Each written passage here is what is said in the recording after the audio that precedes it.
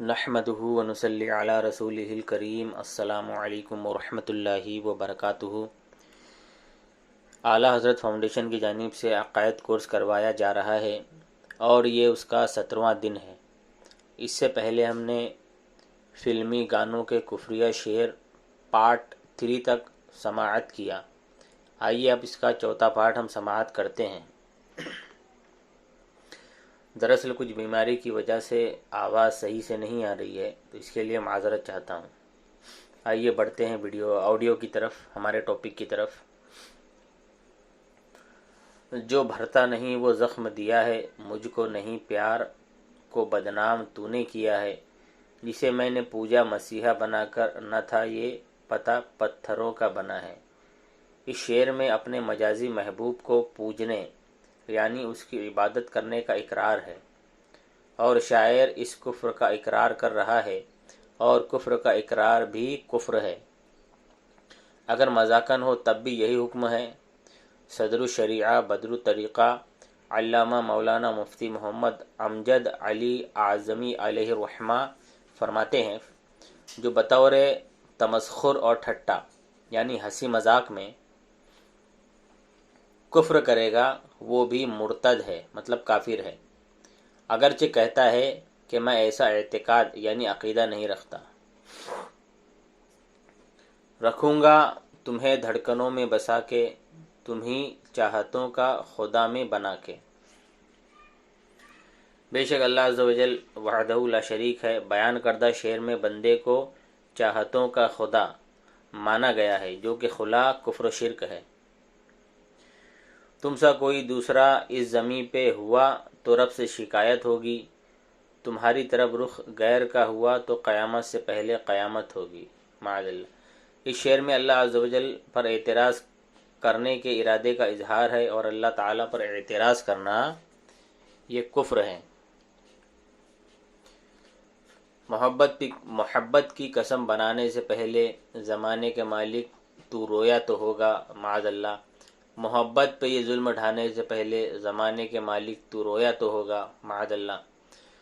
تجھے بھی کسی سے اگر پیار ہوتا ہماری طرح تو بھی قسمت کو روتا، معاذ اللہ۔ یہ اشکوں کے میلے لگانے سے پہلے زمانے کے مالک تو رویا تو ہوتا، معاذ اللہ۔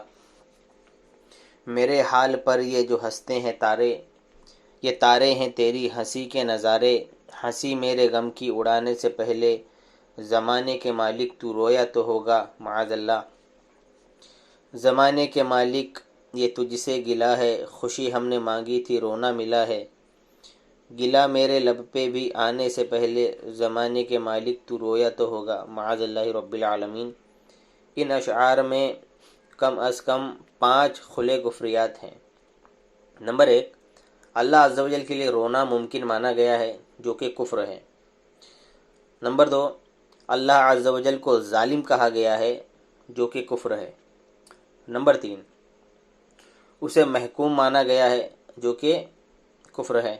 نمبر 4، اس کو کسی کے رنج و غم اور بے بسی پر ہنسی اڑانے والا قرار دیا گیا ہے، جو کہ کفر ہے۔ اور نمبر 5، اللہ عز و جل پر اعتراض کیا گیا ہے، جو کہ کفر ہے۔ میں پیار کا پجاری، مجھے پیار چاہیے، رب جیسا ہی مجھے سندر یار چاہیے، معاذ اللہ۔ اس شعر میں 2 کفریات ہیں۔ غیر خدا کی پوجا یعنی عبادت کا اقرار ہے، اور دوسرا اللہ عز و جل کی طرح کسی اور کا ہونا ممکن مانا گیا ہے۔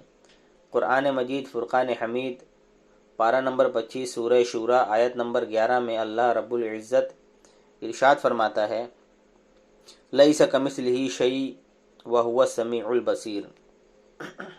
ترجمہ، اس جیسا کوئی نہیں اور وہی سنتا دیکھتا ہے۔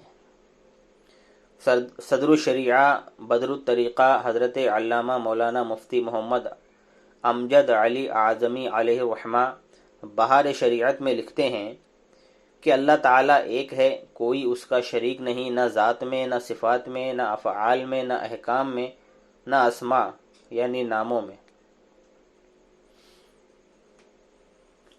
حسن خدا ہے، حسن نبی ہے، حسن ہے ہر گلزار میں، حسن نہ ہو تو کچھ بھی نہیں ہے اس سارے سنسار میں، معاذ اللہ۔ شاعر بے باک نے حسن کو خدا کہا ہے اور یہ کفر ہے۔ قسمت بنانے والے ذرا سامنے تو آ، میں تجھ کو یہ بتاؤں کہ دنیا تیری ہے کیا، معاذ اللہ۔ مذکورہ شعر میں کئی کفریات ہیں۔ نمبر 1، عذاب نار کے حقدار شاعر ناہنجار کا اللہ رب العزت کو مخاطب کر کے اس طرح کہنا کہ ذرا سامنے تو آ، ذرا سامنے تو آ۔ اللہ تعالیٰ کو مقابلہ کے لیے چیلنج کرنا ہے، اور یہ اللہ رب العالمین کی سخت توہین ہے، اور اللہ عز و جل کی توہین کفر ہے۔ میں تجھ کو بتاؤں کہ دنیا تیری ہے کیا کہہ کر اللہ تعالیٰ پر اعتراض کیا گیا ہے، اور یہ بھی کفر ہے۔ اور تیسرا کفر یہ ہے کہ اس میں اللہ تعالیٰ کے لیے لا علمی کا پہلو بھی شاعر مان رہا ہے، یعنی اللہ عز و جل کو نہیں معلوم، شاعر اسے بتائے گا، نعوذ باللہ، یہ بھی کفر ہے۔ میرے پیارے سنی مسلمان بھائیوں اور بہنوں، قطعی کفر پر مبنی ایک بھی شعر جس نے دلچسپی کے ساتھ پڑھا، سنا یا گایا، وہ کفر میں جا پڑا اور اسلام سے خارج ہو کر کافر و مرتد ہو گیا۔ اس کے تمام نیک اعمال اکارت ہو گئے، یعنی پچھلی ساری نمازیں، روزے، حج وغیرہ تمام نیکیاں ضائع ہو گئیں۔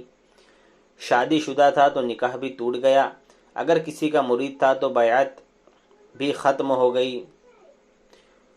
اس پر فرض ہے کہ اس شعر میں جو کفر ہے اس سے فوراً توبہ کرے اور کلمہ پڑھ کر نئے سرے سے مسلمان ہو۔ مرید ہونا چاہے تو اب نئے سرے سے کسی بھی جامع شرائط پیر، مطلب جو شریعت کے مطابق جو پیر ہیں ان کا مرید ہو۔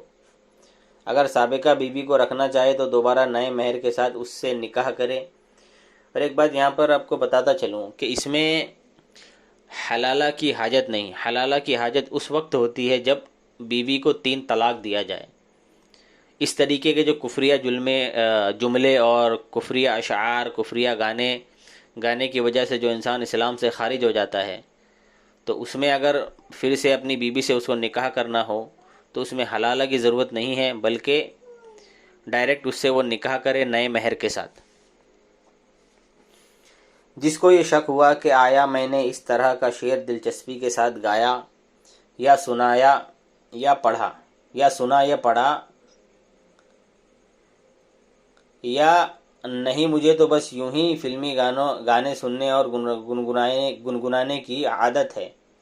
مطلب اگر کوئی یہ کہتا ہے، کسی کو شک بھی ہو، کوئی کہتا بھی ہے کسی کو شک ہو کہ بھائی میں نے یہ گانا گایا ہو یا سنا ہو یا پڑھا ہو، ہے نا، اور مجھے فلمی گانے سننے کی عادت ہو، تو ایسا شخص بھی احتیاطاً توبہ کر کے نئے سرے سے مسلمان ہو جائے، نیز تجدید بیعت اور تجدید نکاح کر لے، اسی میں دونوں جہاں کی بھلائیاں ہے۔